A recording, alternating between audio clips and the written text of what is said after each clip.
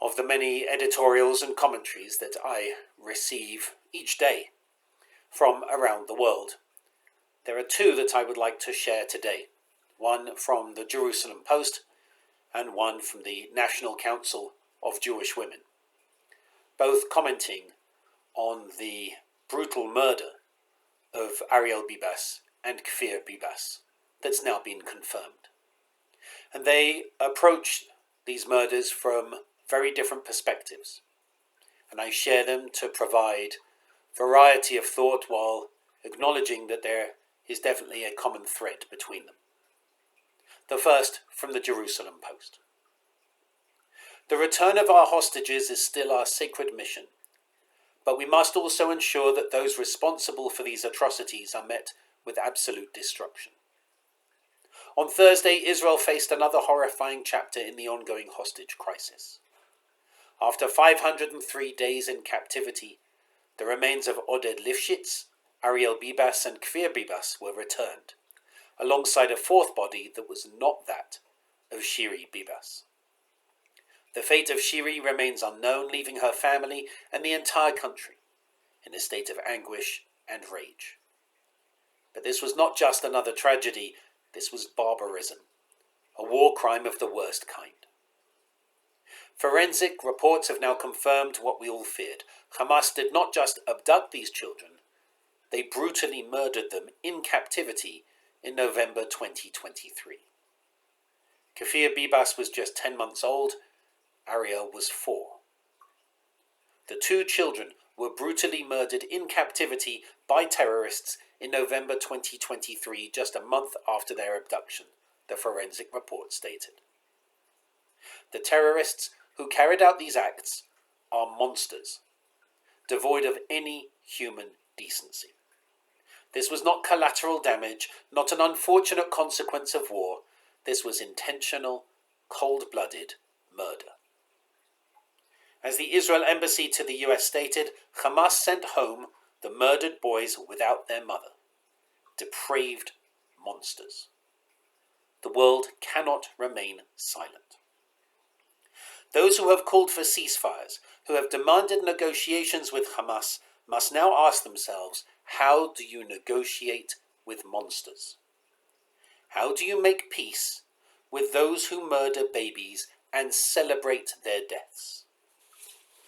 Hamas supporting parents and their children stood by in Gaza, watching the spectacle of Israelis' children's bodies being paraded around. What kind of society allows such evil to flourish? Israel must respond with the full force of its power. This is no longer just about retrieving hostages. This is about eradicating a force of pure evil. There is no justification, no rationalization, and no compromise to be made with those who revel in the suffering of innocence.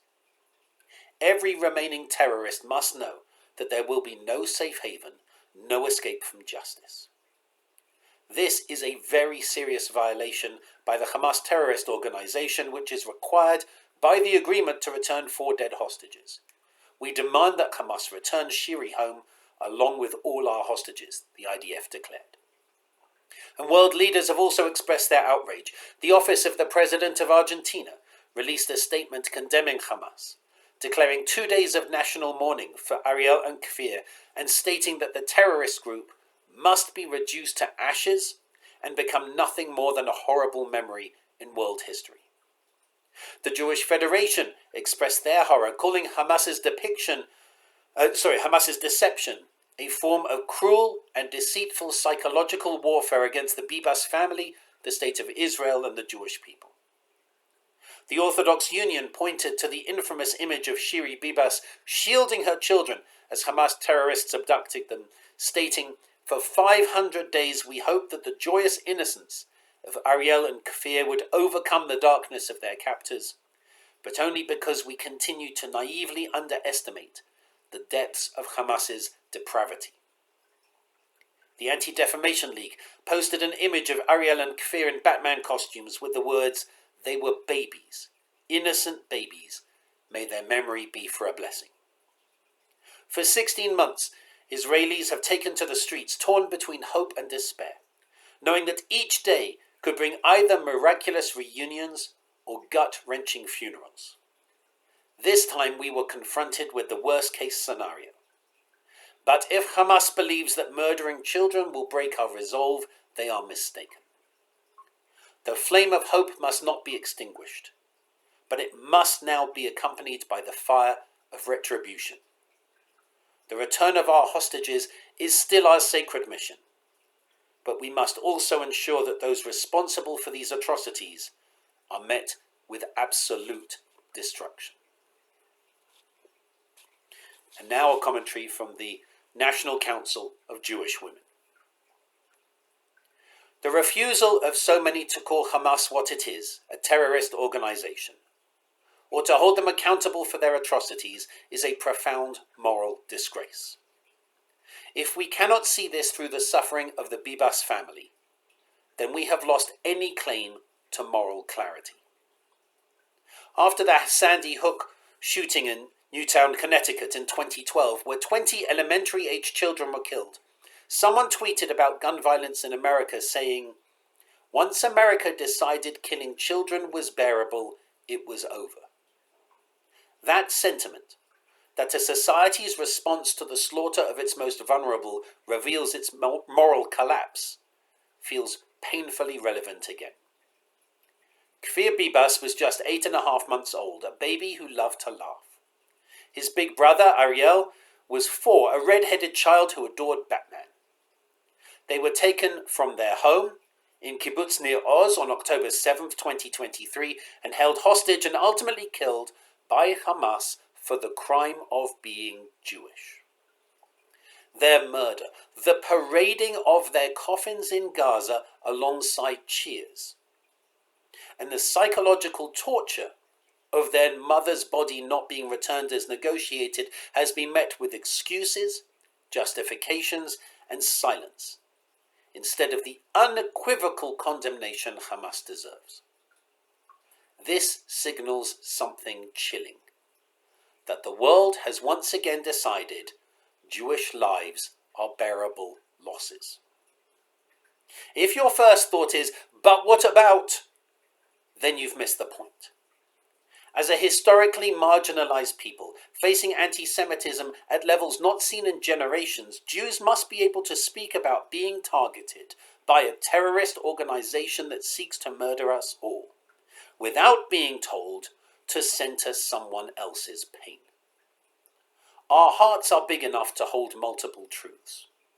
We know that suffering is intertwined. We know that the pursuit of justice for one oppressed group strengthens justice for all.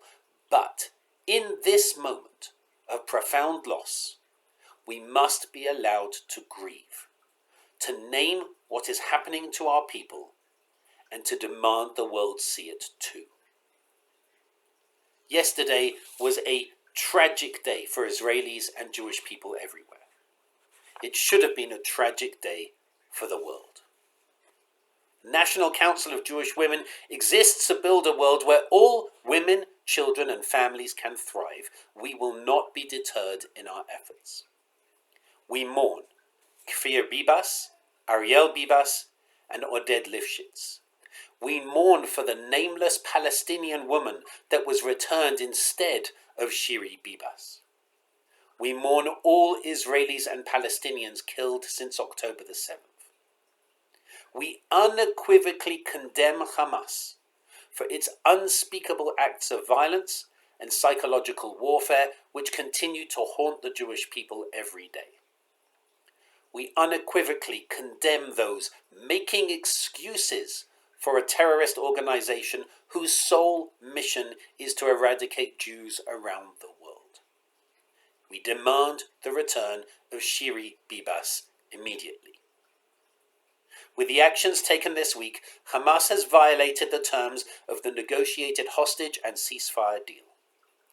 We hope all those who called for a ceasefire and all those who engage internationally will now both call out Hamas specifically for standing in the way of a future with peace and share their profound sadness for the murder of Jewish children in their hands.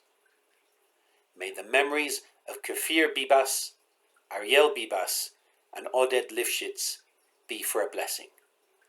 May Shiri Bibas and all the hostages be returned immediately. Two similar but different commentaries. I'd be really interested in hearing your thoughts. Please feel free to come and share them with me over the oneg this evening, or email me, or give me a call, and we'll talk about it during the week. I hope that you might join us this evening for our Kabbalat Shabbat service, where we will mention their names around Kaddish. We hope that you'll join us tomorrow as well for Torah study, which is an interesting Torah study given the context here of how Jews turned pain into empathy, and where do the limits of empathy lie. And join us for our Shabbat Shacharit service and for a fascinating introduction to Reform Judaism session on Sunday. Difficult times, lots of different commentaries, and I've shared two, and I'd love to know your thoughts. Please feel free to reach out to me and to talk about this. And I wish you Shabbat Shalom.